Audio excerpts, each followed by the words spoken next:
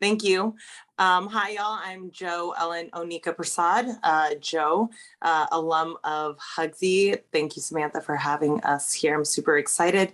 I heard Alex do this cool thing where he described what he looked like, and I figured that that's for access. So right now I have long braids in, but my hair is normally big and curly, and I have mocha skin. And I will popcorn it to... I can't see anybody on my screen. Samantha, will you popcorn for me? Absolutely. I see Shahara next and then Claribel. Greetings and salutations to everyone. I am so honored to be here with all of you beautiful people this evening. My name is Shahara Jackson, and I am a 2021 graduate of the ED-LD program at Harvard Graduate School of Education.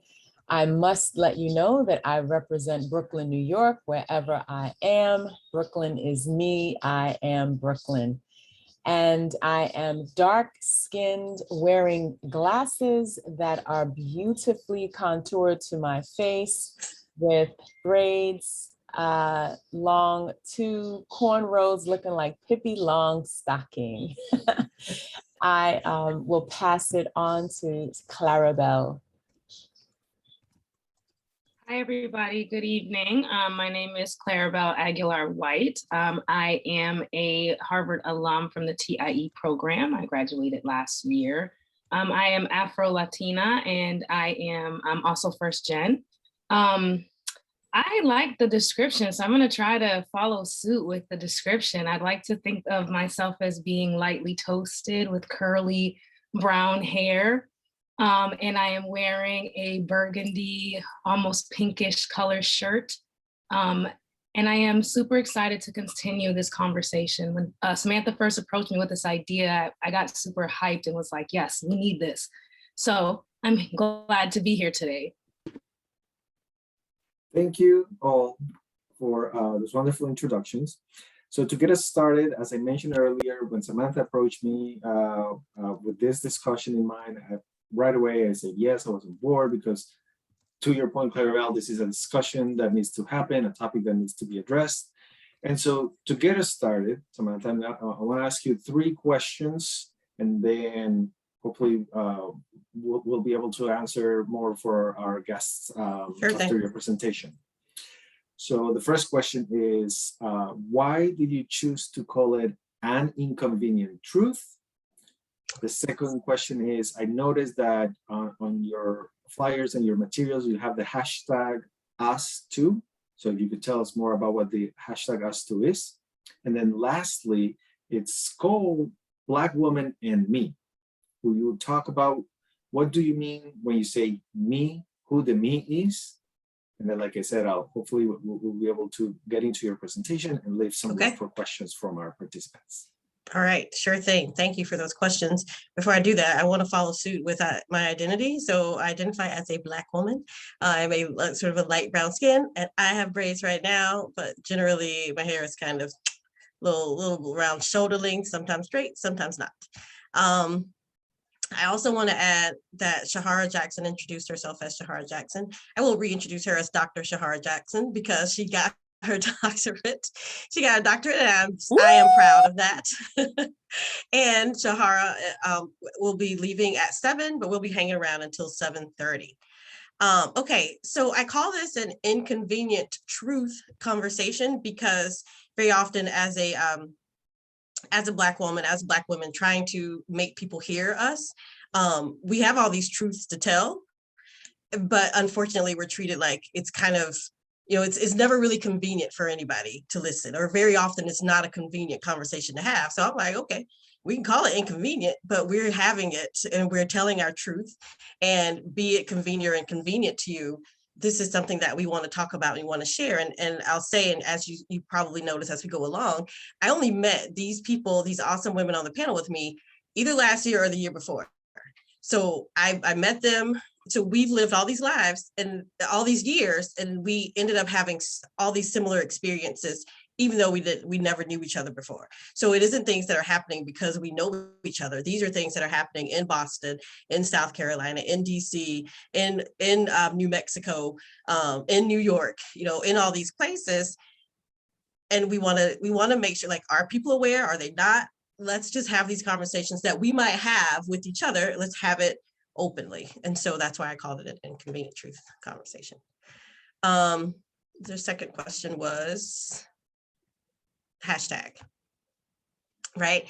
So the hashtag us too, back when I went to the Women's March, when the former president had just became president, and they had this big Women's March, and I went to it, and I was glad to be there. It felt great. It felt liberating. But there are parts that I was hashtag us too, right? Hashtag us too. So who is the us? The us is Black women, and it's something that I'm trying to push. I got this idea because when I was there, that was the Me Too movement, and Me Too was started by a Black woman. I am very proud of that. What I felt like I was noticing was different levels within the Me Too movement, because Me Too with women in general, right? It's all women, it's all inclusive. And there were things that were specific to Black women that were happening that weren't being addressed. And so I wanted, I was like, well, but what about us? I would see things happen at work, or I would hear something happening in the news. And particularly at that march, I was excited to be there. But when I read stories about it in the aftermath, there were stories where some white women were upset that Black women were saying, wait a minute, make sure you're including us. It seems like it might be getting away again. And some didn't come because they said, well, they're being divisive. And it's like, being divisive by asking to be included? Hear us. We're here too. What about us? And so I started this hashtag us too. I put it next to my Twitter name, and I just kind of use it when I can, but I love for it to pick up and people to like think about us too. And what it means is to us too is to think about respecting, embracing, realizing we exist, respect, regard Black women. There's some other R's that are escaping me right now, but I'll bring them as I recall them. So that's for hashtag us too. And lastly, what's your last question? Why the me? Who is me? Okay.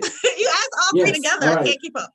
I know. I was like, should I ask all of this at the same time? But okay, go ahead. Okay. All right. So who is the me? I'm going to show some slides while I talk about that. And then I will toss it to my colleagues. Okay. All right, so share my screen. Okay, so it's a Black woman. So this is who we are. That's my stuff on the left, my contacts, my @just Samantha F on IG and Twitter, and SamanthaFletcher.com to reach me. But we just talked about us too, right? Over on the left, Daily Border Crossings is my podcast. But this idea of us too, and this Say Her Name thing that I created was thinking about, again, about regarding respecting Black women. But I saw this, and I'll go through quickly after I made it. Black Womenomics, the Goldman Sachs did this whole bit of research on Black women. And so there's all these things happening with Black women facing a 90% wealth gap. Large earnings gap is driving the wealth gap. The earnings gap is widening again. There's an education gap. Capital access gap fuels the wealth gap. Personal finances gap. Housing gap. Health gap. Right? And then there's these solutions to the gap. Multidimensional commitment, doing all these things. But I was just like, it's all these gaps, and these are happening to Black women. They're not happening by themselves. Like, we're not causing it ourselves. Like, who else needs to be involved? Who else needs to know? If you look at the one on the right, okay, median household the median Black household owns nearly 90% less net wealth. I mean, come on, right? And I'm like, what is happening here? And then I thought about the erasure piece. So if you just look at this person on the right, a lot of people may not know who she is, but it's Ida B. Wells. And for all the things that she did on the left, a ton for women's suffrage, when we think about Elizabeth Cady Stanton and Susan B. Anthony, the people that we learn about as the face of women's suffrage. But what about Ida B. Wells? She founded the National Association of Colored Women. She did all that whole big list, but her face could be shown and people would have no idea. This is a Black woman excelling, and on the left is erasure. Rosa Parks and Reese Taylor. I wasn't going to add them, but I was in a Kennedy School class today and I had no choice. So Rosa Parks, everybody knows her because of the bus, right? She didn't give up her seat. 10 years before that, Rosa Parks started a whole national campaign for fighting sexual assault against Black women, like nationwide. She's writing letters. She built this whole movement and nobody learns about that. And it was stemmed because Reese Taylor on the right was raped brutally. She's 22 or 24, but she's walking home from revival, okay? And these 6 or 7 white men rape her. And next slide tells us a little bit about that. Okay, so that's her, holding the picture of herself when she was young, but they rape her, they blindfold her, they drop her on the side of the road, threaten to kill her, she told.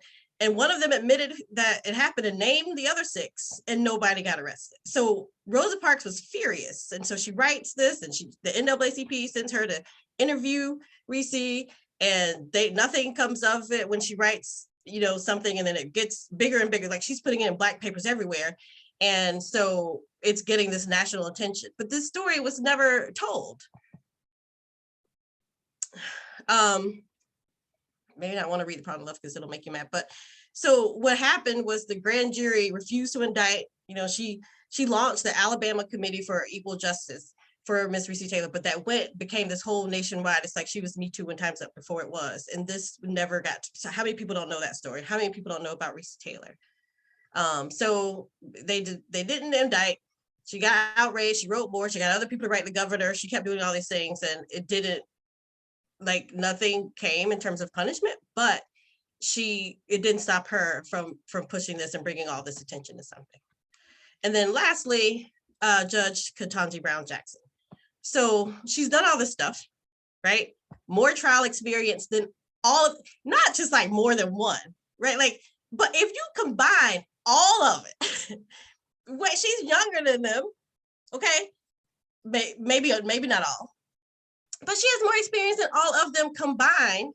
And then you look at this sentence from Lindsey Graham, that Ketanji Jackson, right, is a person of exceptionally good character, respected by her peers, and someone who has worked hard to achieve her current position. However, I will oppose her and will vote no.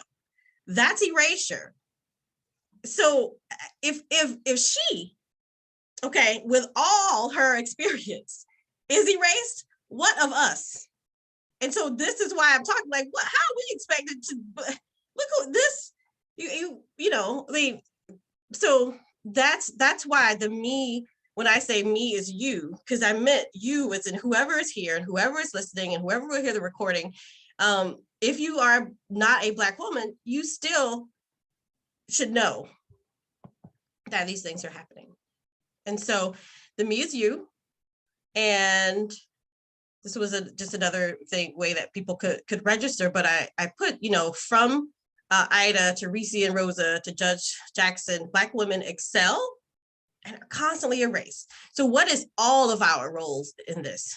What's your role in this? Everybody on this call, what's your role and what's going on with Black women? So that's some of what I wanted us to think about, Alex. So hope those answers your questions. And if it's fine, then I will go ahead to the panel, to the panel and I'm gonna show our first clip and then let panelists kind of unmute and talk about the experience.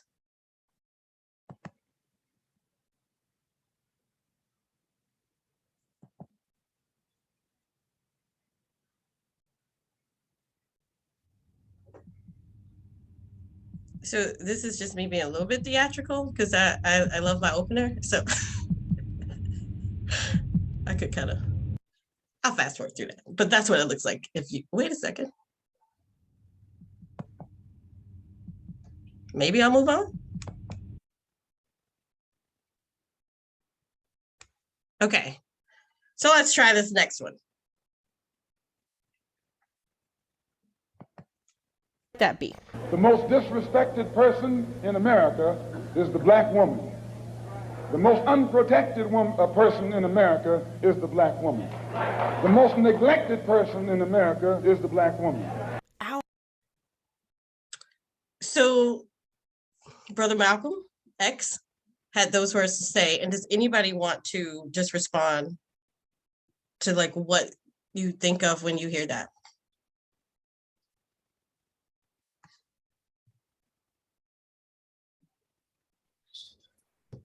I had to take a deep breath before responding because I think that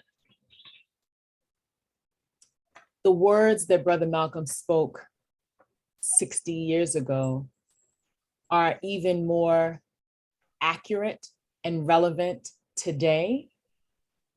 We see this not just in media, we see this in schools with the suspension rate of young Black girls. We see this in the womanizing, that's not the correct term, the adultification, the adultification of Black girls, where they are viewed as women, whether it's through the sexualization of their bodies, and conversely, the policing of their bodies, where young Black girls and women alike are not only disrespected, but dehumanized in ways that should not exist in a world where we are the cradle of civilization.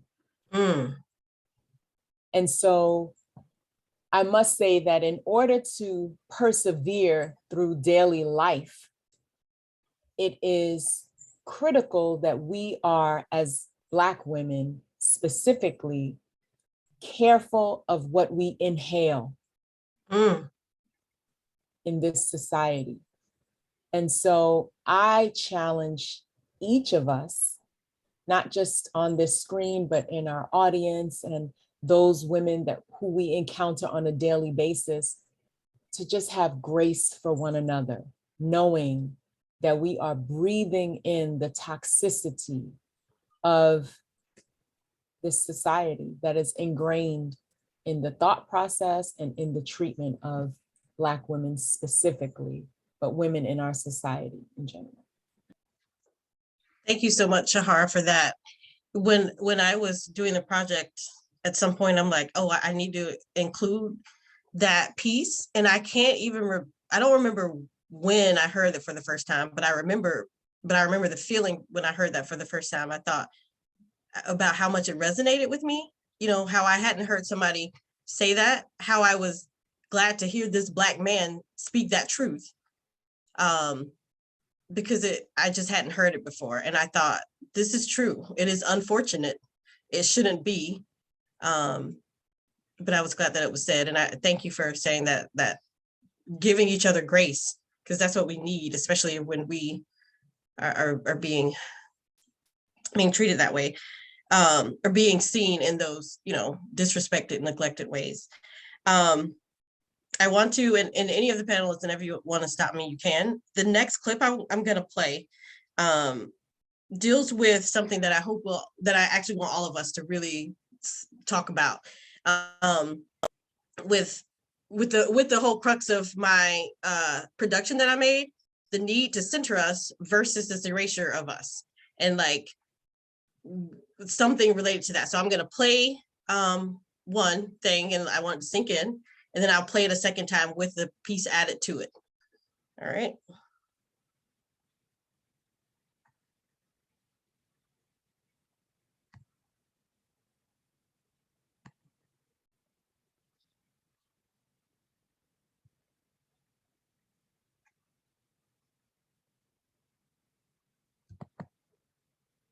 I will say, there is something, arrogance not quite the right word.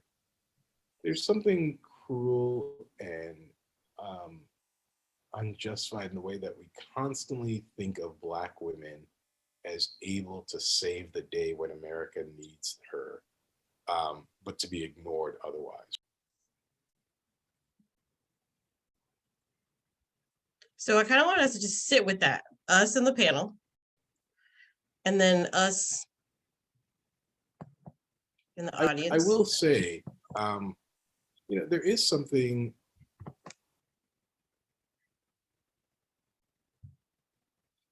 I will say, there is something. Arrogance, not quite the right word. There's something cruel and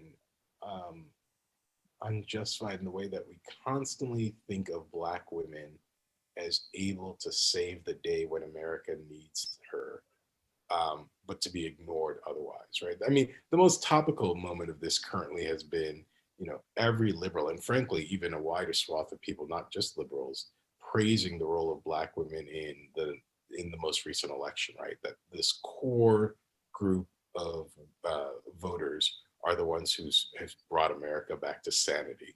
But then when Black women made demands on an administration or during the election, right, there's a conversation, well, how much should the Democratic Party become radical? How much should they listen to, there's this sort of sense, well, no, of course we expect you to save us when the chips are down. But then when you demand the same things that every voting bloc demands, right? Yes. Somehow it seems as extraordinary or extreme. Nobody thinks it's extreme. Indeed, there's been a whole 4-year, I'll use the word elegy now, about how working class white men need to be served better by politics. And I think a lot of that is right. But why is it that when Black women say the same thing, it's, the question is this, how radical should the party get? As though somehow those demands are radical in a way that's different than working class white men.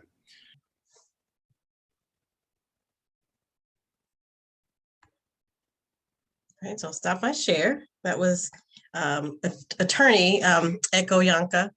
He's in the video. He has all these wonderful things to say. If you haven't seen it, go check it out when you get time. But when I was interviewing him to just ask him questions, and that came out, and it was so profound to me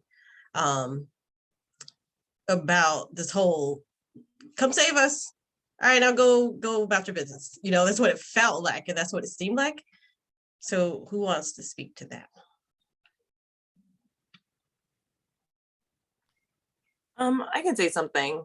I actually really appreciate that it's 2 Black men right now who are acknowledging the worth of Black women, because I think that needs to be done and seen and said more often. And I think what Attorney Yanka had to say kind of just, goes in tow with us being neglected and unprotected and disrespected, because I think that the truth is we all know Black women are dope, and that's just what it is, like point blank period. We run the show, but nobody wants to admit it. So we do so by okay, when we need them, we uplift them. And as soon as we get them there, drop them, literally watch them fall, so then they can pick themselves up and we can help them while they're there and be like, oh, but you've got this, right? And something you said actually that I wrote down, Samantha, that I thought was really profound was, we're being divisive by being inclusive. And that, Attorney Yanka just kind of validated as well. Not that you need validation, I'm going to choose that word again, but just seconded there and supported that. When white men are saying we need more protection, it's sure, yeah, that makes sense. But it is seen as extreme when we are asking for the same exact treatment. We're asking to be included. We're asking for equity for ourselves. We're asking to not always have to be the protector of ourselves. We're asking for others to join us and support us, not for some short period of time, but to be with us until like finally we don't need it anymore because it truly has been set in stone. The systemic, like the glass ceiling has been gone. And through doing that, you know, we all rise. A rising Preach, tide Joe. lifts all ships. Yes. Your part in there about Black women being dope, right? And that like we do this, they wouldn't call on us if we did it. How is it that are we suddenly able to do these things? I digress. Anybody else? Can I also add something in there? Because Joe, what you said was exactly right. On top of the fact that they also put the label of being a strong Black woman to dehumanize when Black women are asking for help, when they're asking to be equal, you're strong, you're supposed to be okay, you're supposed to just like keep coasting through life and society just because you're strong. No one says strong Black men or strong Hispanic women. Like we specifically put this label on Black women to be strong, to take away from the fact that Black women are asking for equality and equity. I mean, even thinking about the Crown Act, like so much pushback on that law in itself, just for asking society to not discriminate against your hair. That's so true. And even just like from a medical standpoint too, right? Of like, you're strong, so therefore you don't feel pain the same way. It's very dehumanizing in a lot of senses as well. And for someone who's really into like representation and media functions, I think the real poignant thing for me in this past couple of weeks when I thought of being on this panel was the infamous slap, right, at the Oscars. And people came down on different sides, and I'm not here to like argue with anyone on either point, but you know, Chris Rock knows better. He made the documentary Good Hair because his daughter came to him and said, "Daddy, why don't I have good hair?"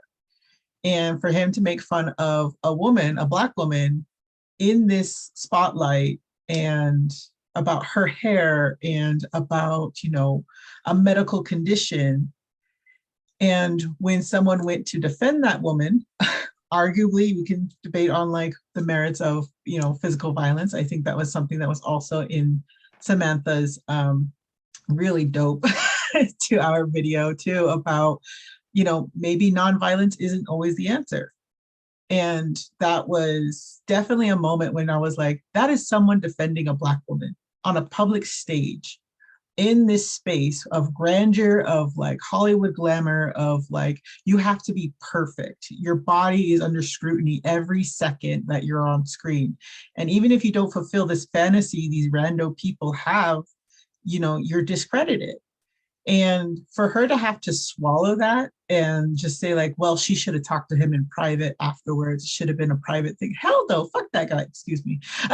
He shouldn't be talking about women's bodies that way. Like, I don't care if they are friends. He knows better. And I think that was one of the moments where I was like, that's someone standing up for a Black woman in public. She didn't have to ask him to do it. I don't know what their relationship is. I can only speculate. But then to see the fallout happen afterwards, you know, of like, oh, this is a Black man being violent. This is like, is he going to be arrested? Are there going to be charges pressed? And losing sight of what he was doing, I think, is the biggest problem. Therefore, the erasure continues to happen in that scenario. Thanks, Claribel, first for bringing up the whole strong point. Like we've had to be strong. We don't always feel like it.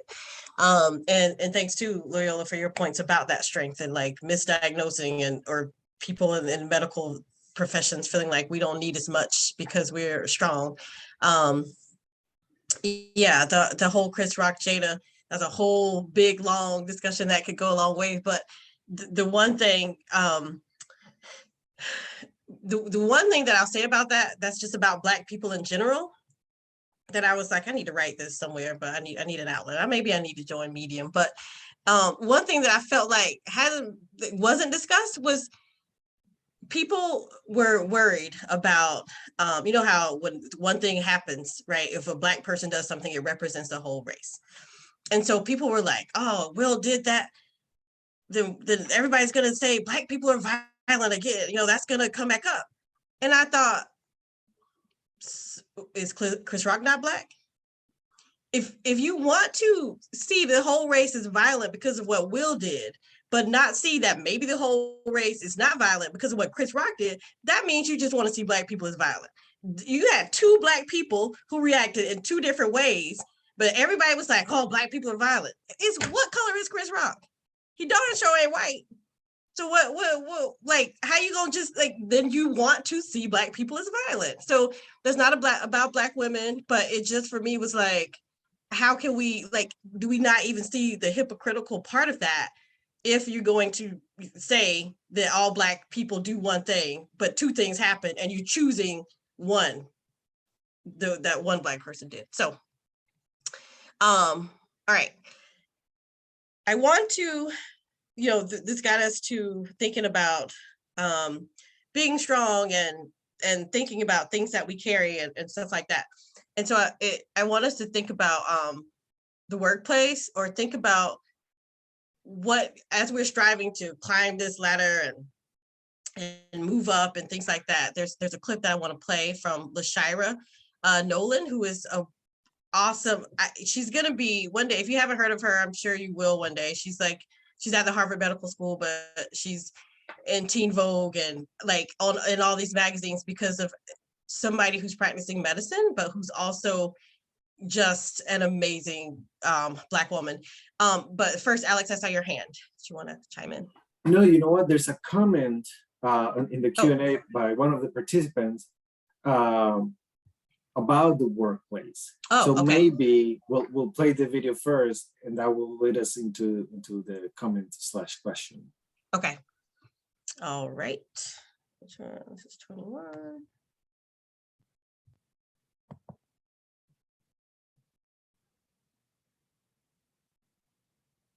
Whoops. I went there without clicking screen share. Here we go.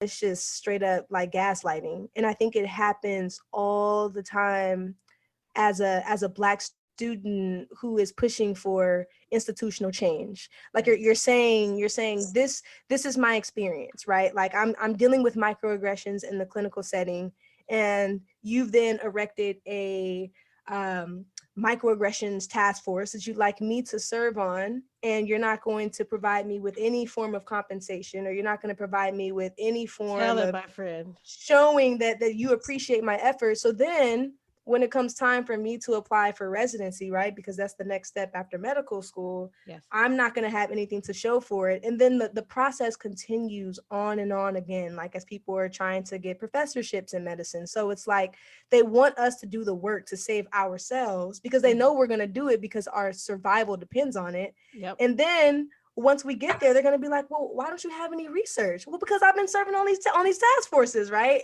Yes. And I think that's where the invisibility really starts to show. And I think also it shows itself when you look at how many Black physicians are at Harvard Medical and in the system, and there just aren't a lot of us, At Dana-Farber Cancer Center, there's literally, I think, 3 Black physicians in the entire cancer center. What? And a lot of that is because folks don't feel like they are being seen, so they go elsewhere. But then the challenge of that is then as a young Black student coming up, my experience feels that much more invisible because I don't see a lot of me around, right? So when I do experience that microaggression, there isn't a person here that I can really.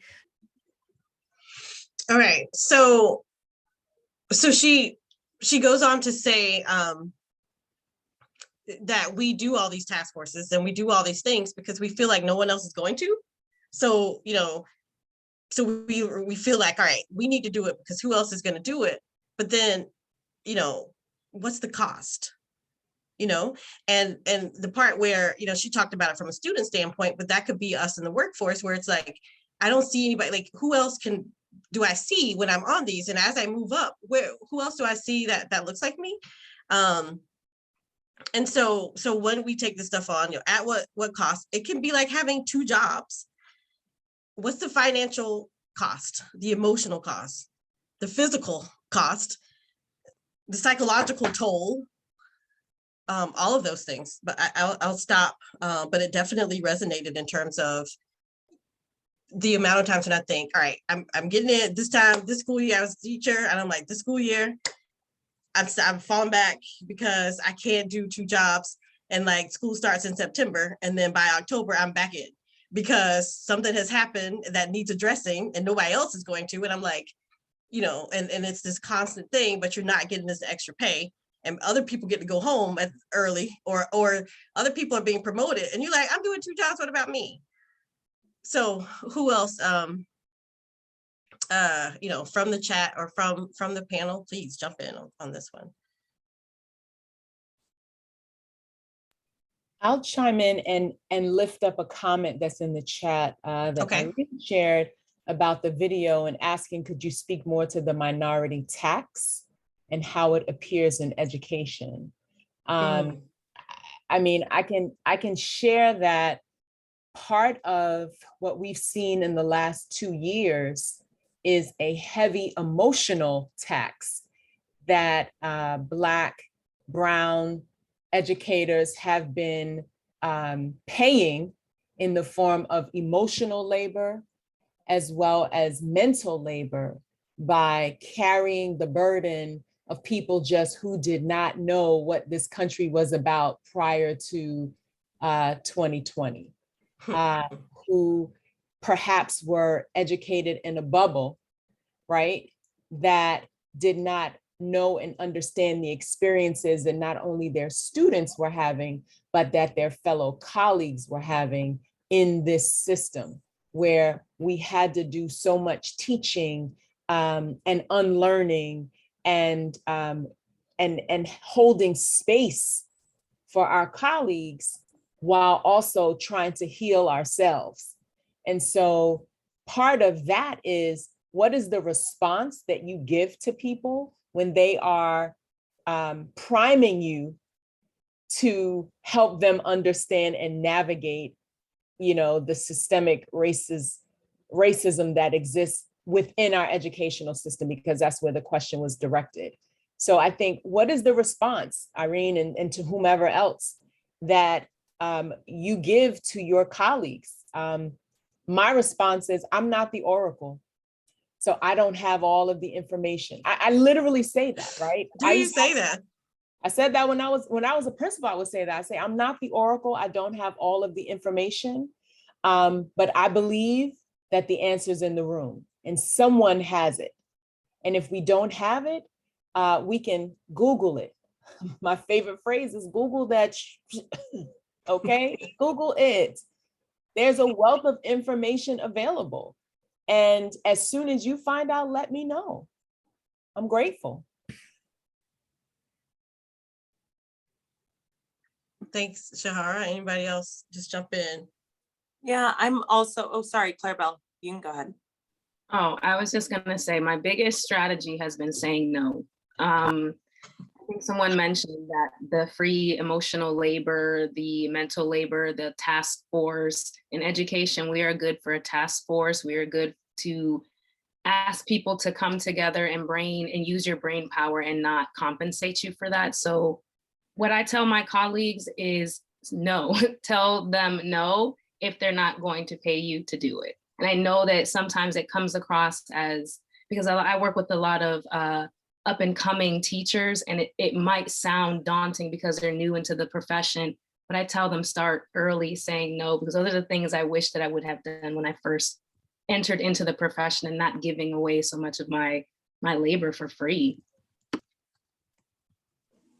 Yeah, piggybacking on that, Claribel, to the anonymous attendee who said that they're venting, or they're like being vented to and have no access point to vent. Yeah, you can say no to them too, because like you are not a one-way receptacle. Like if there's no two-way airflow, then we don't, you're suffocating me. Like honestly, so it's just like, no, like, oh, I don't have the capacity for this. And that's okay to say, like, or when you can say, I'd like to share now. And if there's no room for that, then just let them know that, like, just be a little blunt. Like, I really think that we sometimes have to be a little blunt and point out and hold up a mirror. Like, hey, I just listened to you for 15 minutes and you are like not listening to me now. And I'd like some space to like express. And you know what? And that whole like things you can't get away with as a Black woman is so real. And I hope that you are fortunate enough to have some co-conspirators, like I fortunately do at my job, who use that to like go do things like that I could not do. And it's amazing. And, you know, teaching or any job wherever you are is very, very, very difficult. And one of the minority taxes, I think, is it's like when you stand up for what you see happening, when you give your all and are on every committee and doing things and going to school and trying to bring back best practices and like, and then they just fire you because they don't care about you ultimately. And, or you get in trouble for menial things. When there is bureaucracy is more important than humanity. I think that we see who's at the bottom of that list very clearly in importance in, oh, you make too much noise or you just don't fit the mold. And I think that that is part of it. And I think that something when trying to cultivate change, what is that line? Because if we continue to appease and assimilate, then there is no impetus for change. And yet, if we are removed, then we cannot make the changes. Or perhaps it's about continuously making those noises and having enough people who are willing to say, all right, if this is happening to you, I'm going to stand up for you. I'm going to be there for you. Like you asked Samantha at the very, very beginning, like, what can we do for one another? If I see something happening to you, it's right. It's us too. It's me too. So like, come on, I am because you are. So we got to stand up for one another and not let them take advantage and stop thinking. And I think this is something our ancestors did incredibly well. Ubuntu, thank you, Shahara.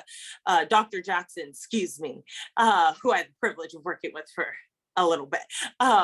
Yes, like I think that our ancestors were willing to give up things because they were like, no, we're not willing to sit and be complacent. It is not worth this comfort if I have to stay and sit in my oppression or the oppression of my sister or brother. Absolutely. And that's so powerful, especially in this late capitalism environment where everyone, is colonized. We're colonized to think that, work is our life and it's everything. And having to break that mold and be like, I'm a human being. I cry. It's fine. I have to do things. And if you have to remind people of your humanity more than once in your work environment, you should probably leave. That's something I've realized as a young professional. And honestly, the one thing I tell all women who ask for my opinion as young professionals is like, you correct them once if they disrespect you, and because they will continue to do that. They will continue to talk to you in a certain tone. They will continue to say snide comments. And if they, and of course I could be talking from a place of privilege too, of don't respond and respect that, then that's probably not the place for you. And you should probably either leave or, decide whether it's worth fighting for. And again, it also depends on like who you want to support. Who do you want to be in your community in these spaces? Do you have time to hear, someone's day, or if it's just that person that, flies around and like talks to everybody? It's like, well, I'm busy right now. I can't. You need to excuse yourself from my office in the politest terms possible. And I do understand and recognize that using that direct language, maybe classify you as like, oh, that she's an angry Black woman, or she's very rude. And there is that perception that I don't carry for sure. And I do want to respect that that is, possible in these spaces, which is terrible. But just reminding people of, I'm a human being. Again, and if you have to do it more than once, probably not the best place to be. Can I just add to that? And whew. Joe can appreciate this because we are both tall, right? And so I, as a teacher, as a principal, I used to wear heels. And when I wore heels, I stand 6'1", sometimes 6'2", right? Flat-footed, I'm 5'10.5". And so I firmly believe in teaching people how to treat you. And so that's based on what you say, what you don't say, and what you do and what you don't do. And so I found that I've had to couch my messaging in statements such as, when you do this, it makes me feel this. I ask that you do X, right?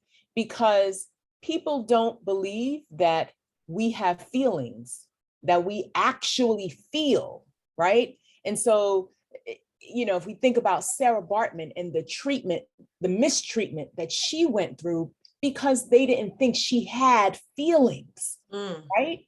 And so by telling people what their actions, how their actions make you feel, that's speaking up for your humanity and forcing people to make a course correction of their own behavior, right? And so if that doesn't happen, then you can refer them back to, last Wednesday, I asked you not to do this because it made me feel this way.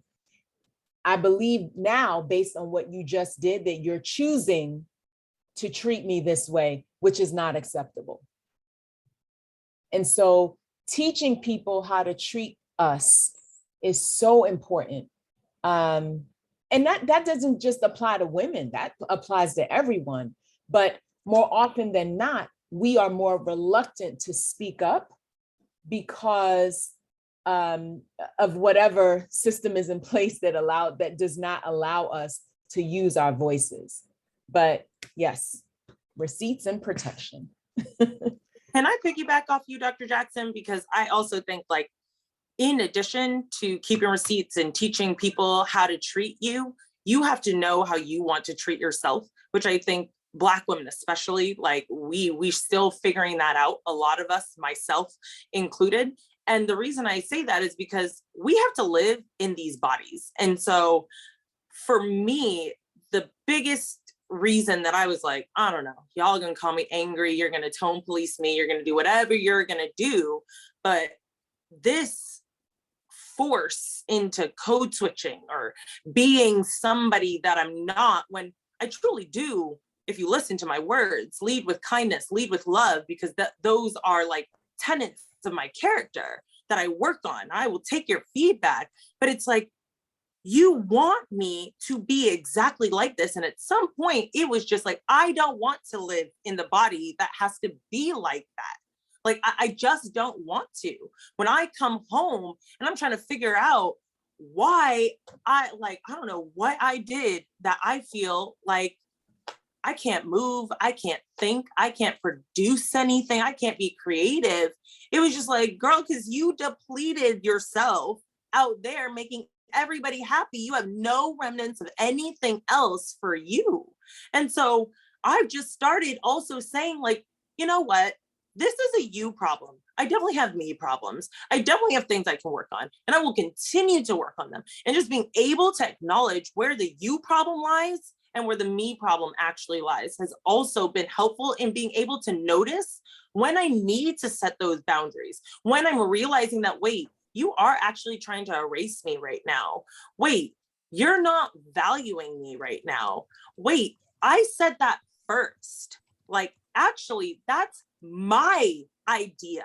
Yes, yes. I came up with that. And so that came from like an internal, like figuring out what felt good for me, what tone I feel comfortable with for me, regardless of whether that works for you. Less you, more me. It's okay to be selfish. And I think like Black women are not told that enough. Women in general are not told that enough. Like, it's okay to be selfish. You can choose you. You know, y'all, I wanted to just jump in so many times. I was like, let me be respectful and let them finish. So much good stuff. The stuff about the tone, policing our tones, and recognizing, you know, teaching them how to treat us. One of the issues that I think happens in the workplace is that so many of the people at the top are being used to hiring other people that look like them, and just, you know, who am I comfortable with? And so while we as Black women are out here, you know, going early and staying late and doing all this extra stuff, and then being on these task forces and all that, we're bringing so much goodness to the table. And then because nobody is paying attention to that, because our skin color and our womanhood comes first, it's like, oh, okay, they don't see what we're adding, and then they miss out on all this good stuff, right? Like, we could be all great leaders, but we're not given those opportunities, and they keep being given to people who aren't doing as much, because it's like, this stuff is so embedded, these biases and all these things are so embedded that you're overlooking people who can enhance your company, your organization, your school in so many ways, but you're overlooking them because you're so used to thinking of, I need to have somebody who has a tone like me, who looks like me, has hair like me, who speaks like me. And so we get lost in all of that. There's some more stuff that I want to say, but I can't even, it's just, I want to play one more clip because this one relates to health. And it was from Lash again, and it was a perspective that I had not even thought about before she shared it. And hold on, let me go back.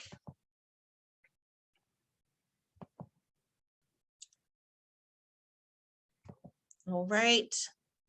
And I know Shahara is going to be taking off. I know you would have had good stuff to add about the health piece. But you can check it on video, Shahara. But just listen to this. And luckily, I've been blessed to have mentors who really have my back, who both look and don't look like me.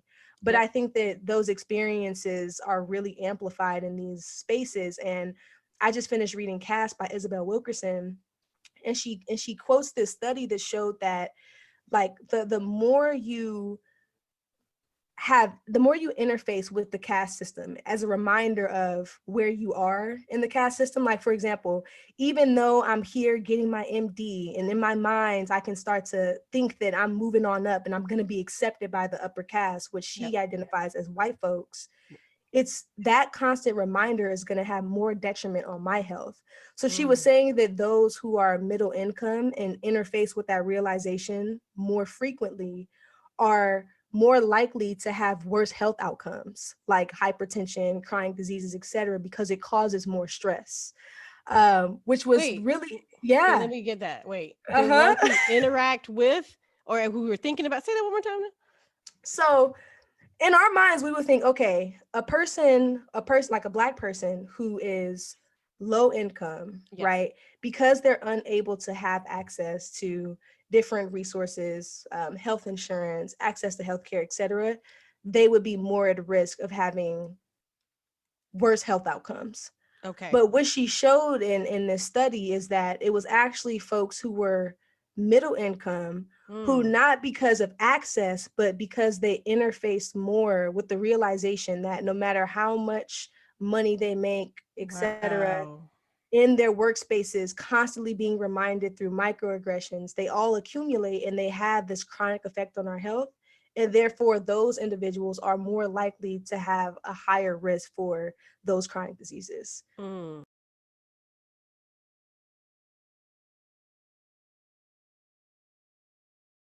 Okay, I was muted.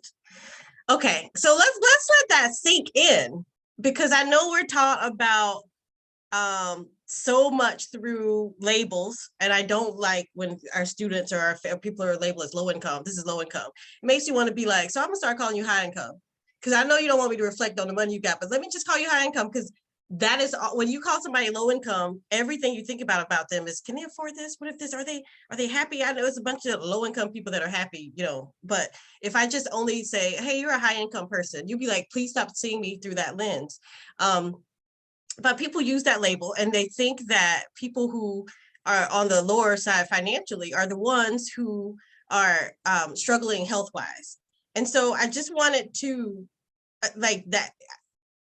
You think I made it, I'm doing okay, I'm in my upper fives or six figures and all this kind of stuff.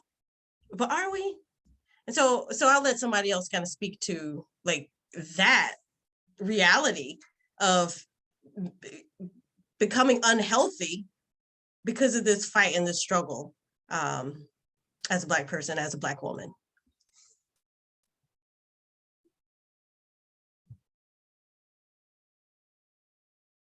And feel free to add to the chat too, but anybody can unmute.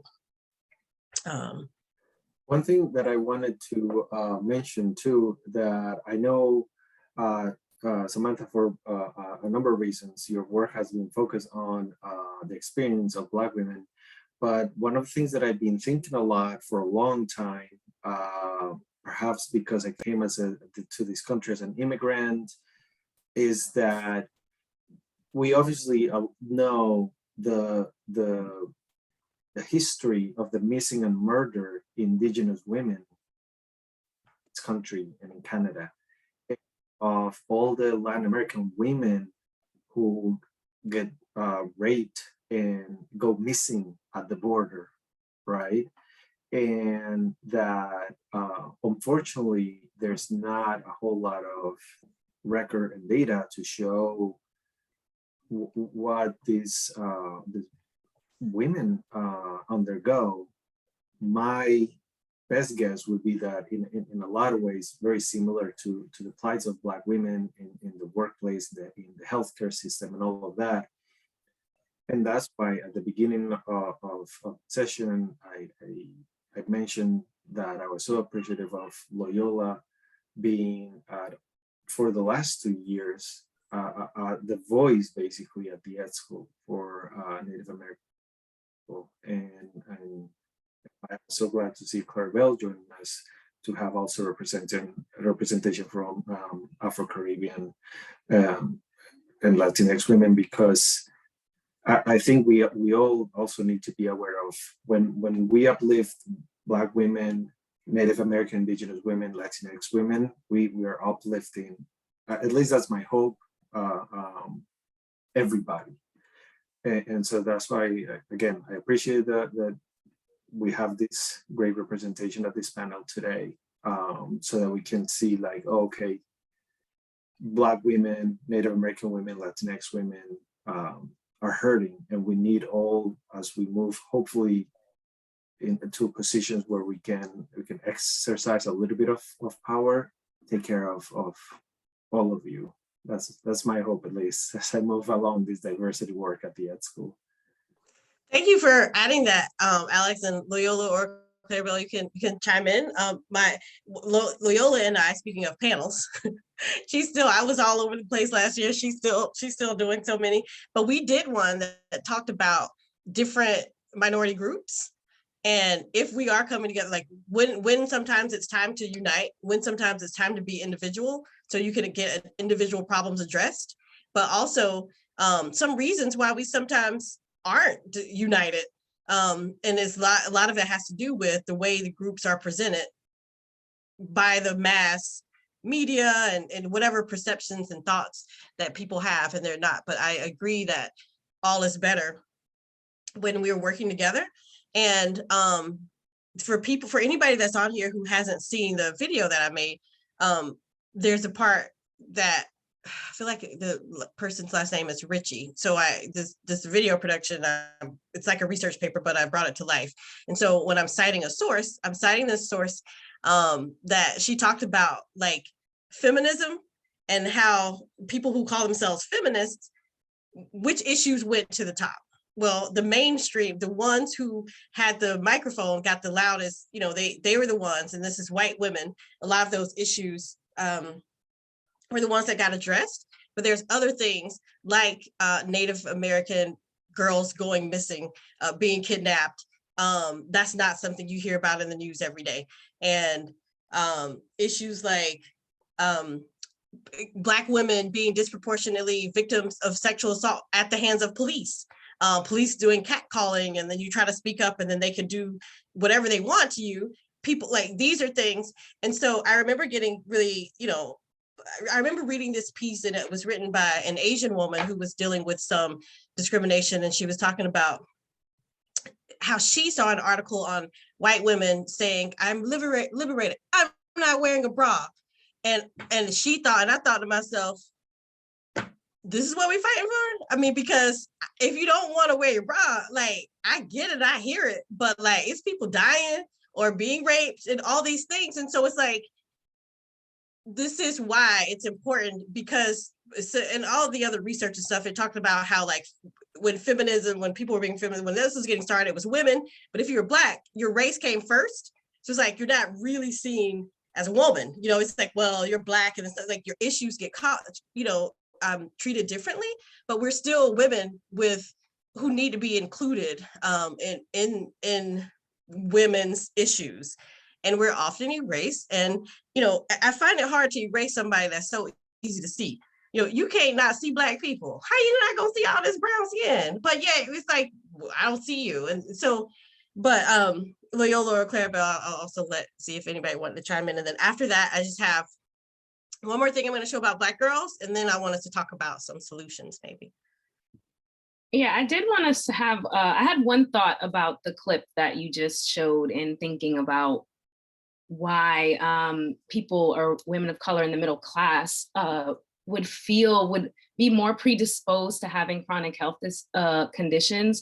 Well, the first thing I thought about was thinking about Black couples, Black families that even own homes, and how their houses are devalued. It's just when you feel like you finally made it, you just never make it. And it's always something to stop you from feeling like you did it. Like, wow, you finally got out of this struggle. You did what you were supposed to do. So I could see, like, the constant, my house is not valued as much as someone else's. At my job, I'm seeing other people in leadership moving up and I'm not.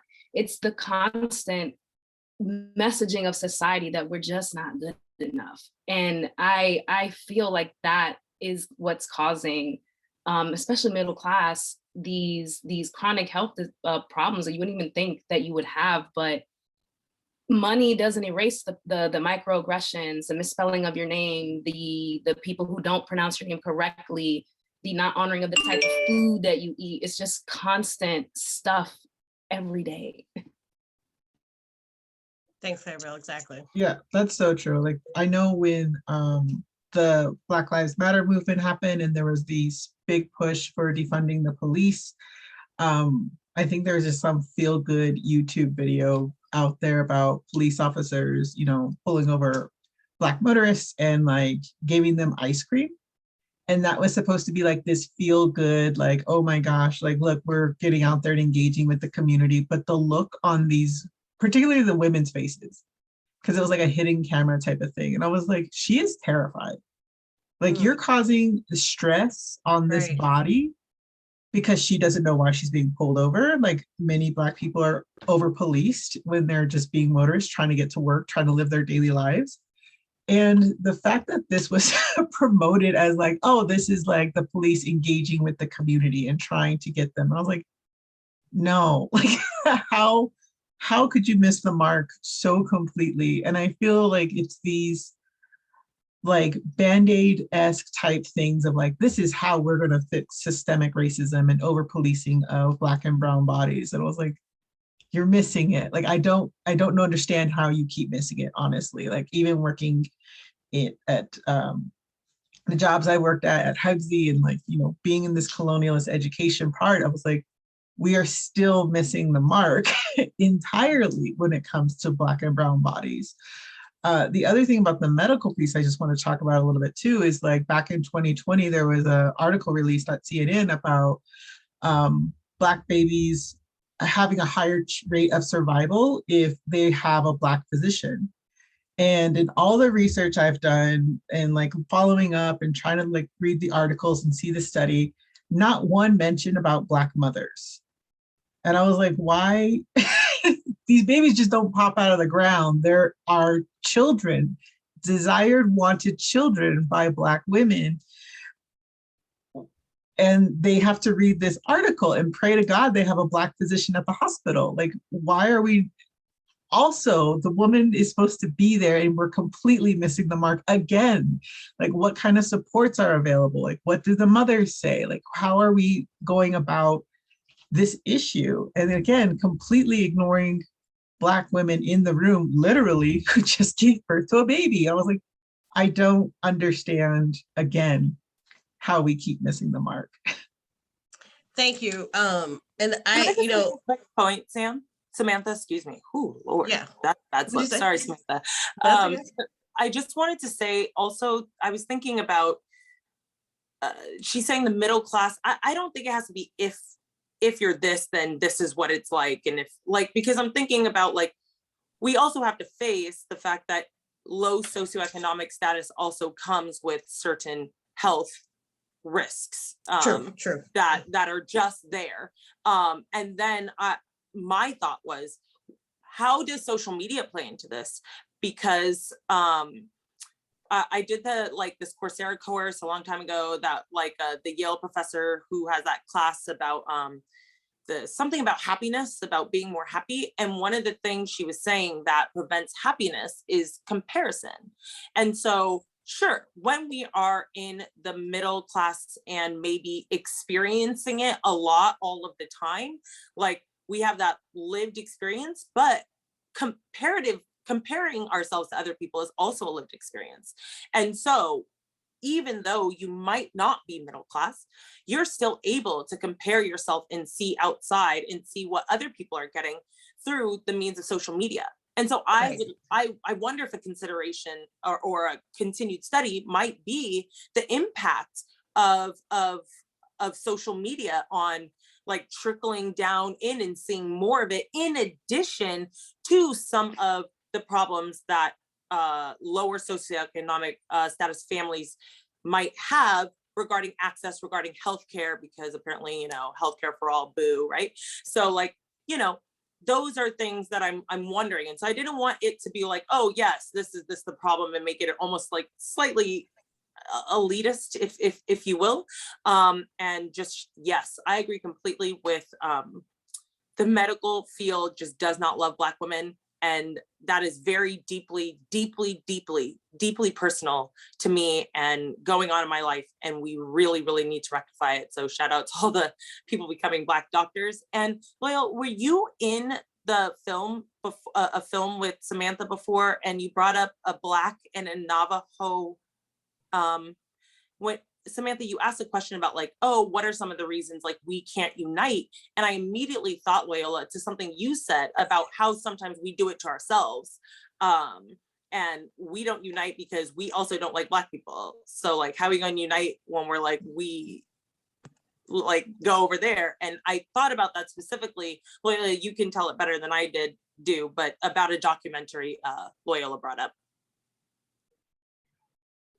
Yeah, absolutely. That is Ramilda Cody. Becoming Ramilda is the name of the documentary. She is an amazing Navajo woman who is also Black. She won the Miss Navajo contest, and there was a lot of controversy around that because she is Black. And in our community, there was a lot of anti-Black language that's going around, and she's done a lot of amazing work. Again, a Black woman doing a lot of amazing work about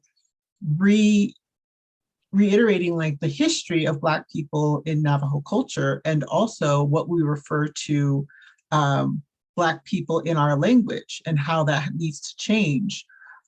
There's definitely a lot of anti-Blackness that does tend to happen, even though, we're not going to get into Native American history right now. But yeah, absolutely, Joe. Thank you so much for bringing up that point. She's an amazing person. Follow her on Instagram.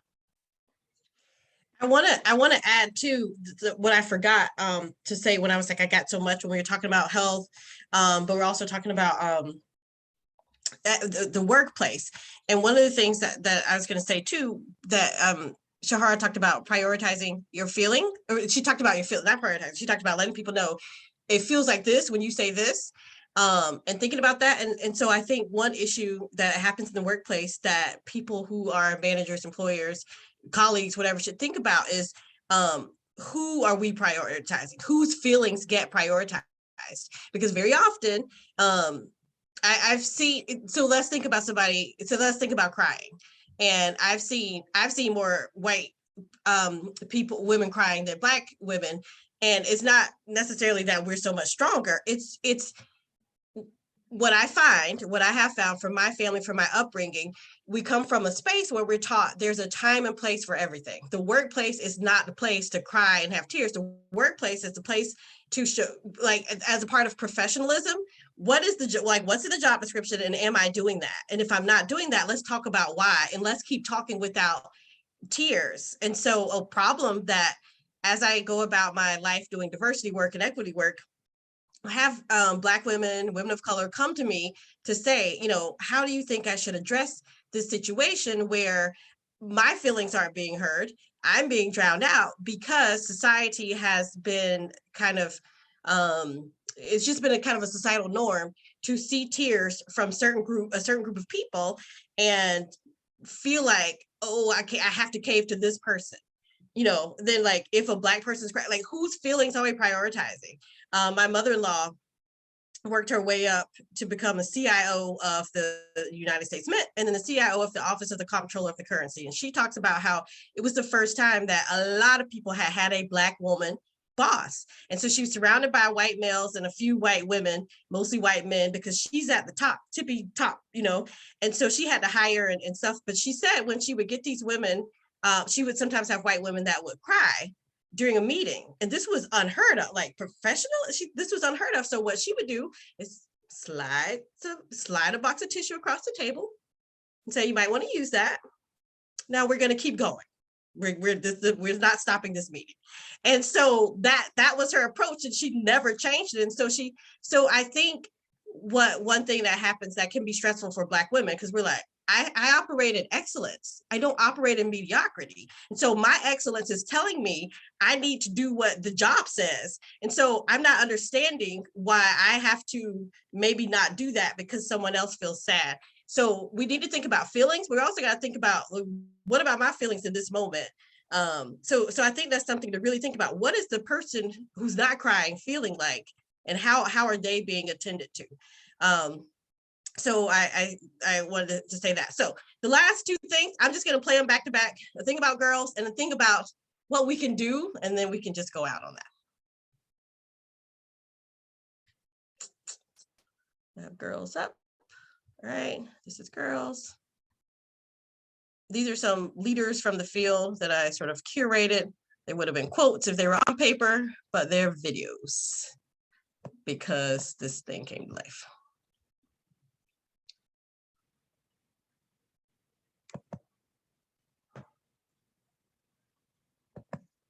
What I'm really concerned about right now is the school experiences, the life experiences of Black girls. We need to address the fact that the new face of intersectional erasure may be girls of color. It may be that the ways in which they're experiencing the workforce, the ways in which they're pushed out of school, the ways in which they're seen as being little women as opposed to girls, is the new face of intersectional erasure. As most of the nation knows, so much attention has been given to Black boys and men over the past 20 years or so in education research. So it is refreshing that we are now seeing a rightful inclusion of Black girls and women, because they really are pushed out of schools in some uniquely gendered ways that haven't been fully considered. I think Black girls are seen as either invisible or they're problematized, meaning there's fault with them. They're looked at through a deficit lens, if you will. I think that many of the attributes that sustain them are not celebrated. They're too loud, they're too bossy, they're just too much. All right, so just sit with that, or whatever you're thinking, like how that resonated. And for time's sake, I'm gonna drop back to the Black girls thing piece makes me think about this starting early. So what do we do? So now I'm going to play Lash one more time, and we're talking about how centering us helps everybody.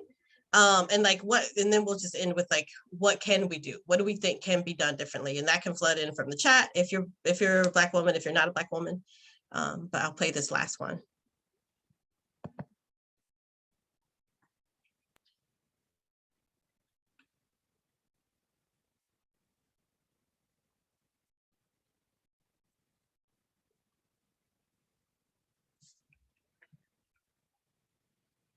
Yeah, I mean, I think that in the past, that has always been the case. Like Black women have always been like the center, like the epicenter of so many different social movements. Like even if we look at the civil rights movement, even if we look at the latest election and how we look at how Black women really showed up in Georgia. So because we are among the lowest rung of folks in our country when it comes to like who has the most access to power and where we fall in the caste system, as Isabel Wilkerson says, if Black women are able to be free, then everybody else, and once we're free, that means that everyone else has to be free, because our freedom necessitates the freedom of everyone around us. And I know that's a quote from somebody somewhere who said that way better than I just did, but that's really the key. And I think that the way that that's going to happen is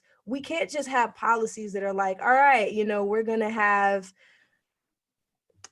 changes that benefit everybody, but I think that we really need to have policies that are specifically for uplifting Black women. Like what kind of research is being done to explore like why Black women are getting fibroids?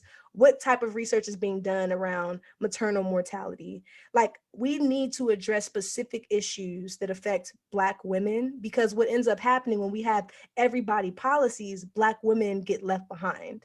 And Black women are often the driving force who are like, yeah, like we always want better policies for everybody, because we're the ones who are often suffering the worst from these challenges. But oftentimes the policies, like they don't come back and do the same for us. We put them in these positions, in these high spaces, but they don't have our back. Yeah. So I think in order for Black women to be liberated, we're going to need people who really have Black women's backs as much as Black women have everybody else's backs. 100%, 1000%. Right. And then they all can be liberated too. Yep. This is the so key, much. y'all. Yeah. Don't play. Liberate us. Right. And you can be liberated too. It's only going to benefit you. It's only going to benefit you. Right. Thank you so much, Lash, for your time. Yes. Okay.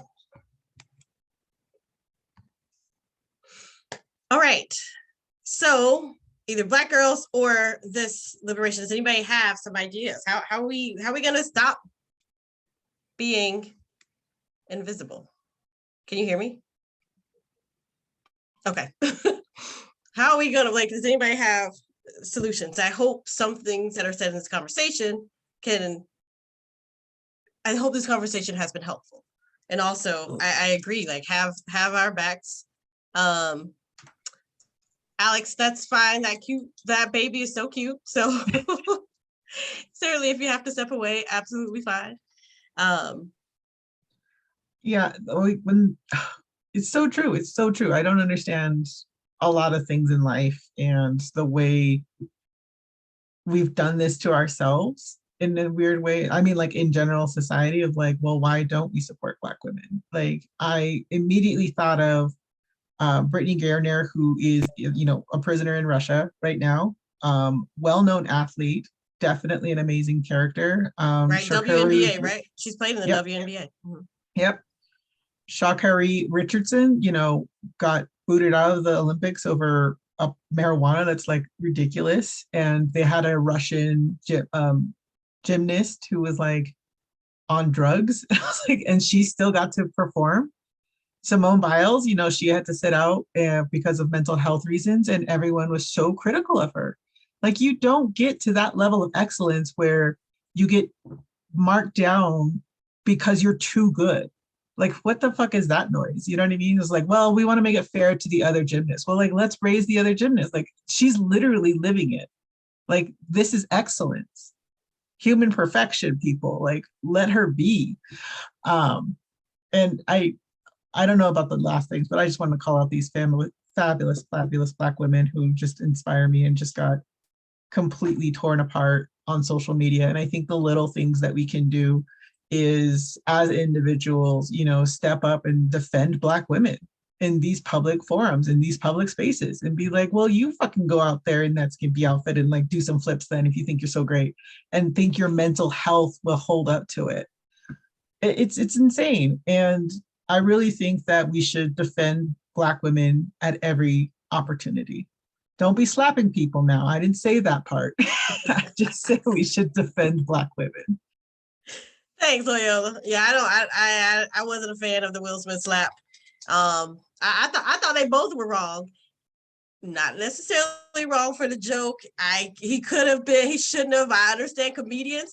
I thought a whole different level. Another thing I want to write. I thought they both were wrong, but not for why you think. I thought Chris Rock was wrong for doing nothing. Like, back. I'm not saying he had to be violent back, but I used to teach my kindergartners to stand up for yourself. So at least say, hey, man, brother, don't hit me again. You did that. Let's not do, at least say something. So I thought he was wrong for not saying something. I'm not saying he had to hit. But does anybody else want to, or like throw it in the chat? Like, what can help things be different? I think having our backs for sure. What can that look like? We need to support each other. I know Joe mentioned us not supporting each other. And even more than that, if you have some power, and I did the Black grad keynote speech last year. And I mentioned about what are you going to do when you're in proximity to power?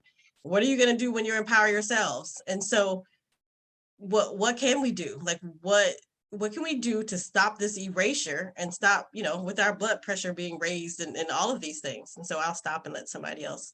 And unless we can also respond to some things in the chat. I see some things coming in.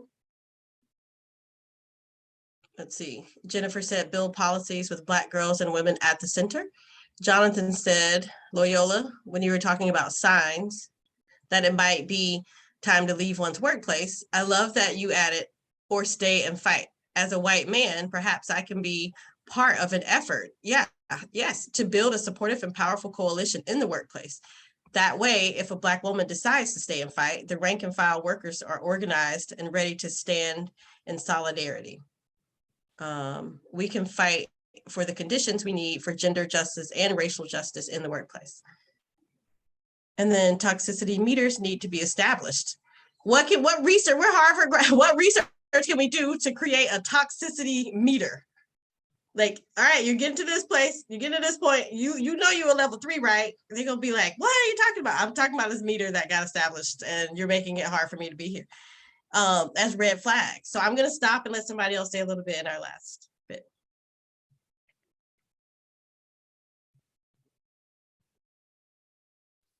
I love Irene saying give grace. I really do. And also I think that they have put something in the chat about the intersectionality. I think that absolutely that's healing to do work amongst ourselves. So yes, that is work.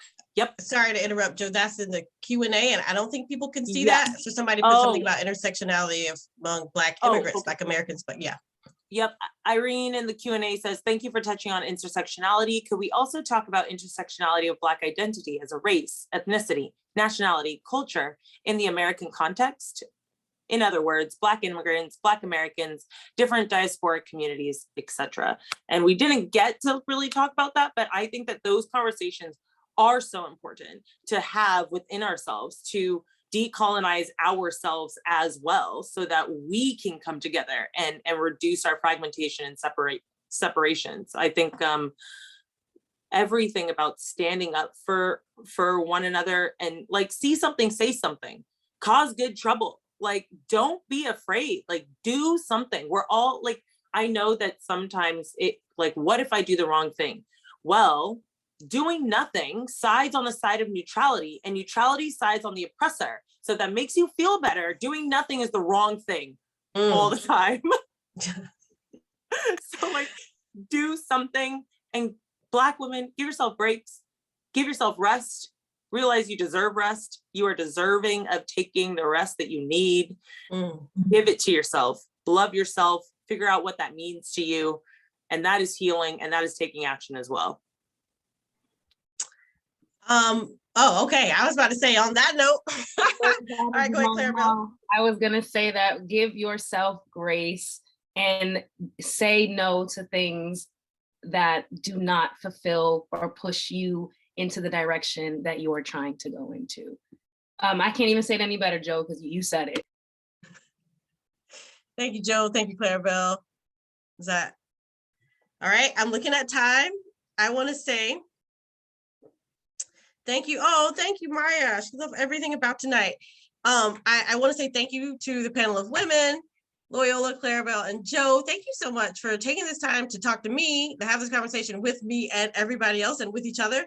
And thanks to Shahara and Alex, even though they had to leave. But thanks so much to people who stayed. An hour and a half is a lot to ask, and you gave that time. So thank you. And you stayed even past 7:30. So thank you so much. Thanks for your questions and your comments.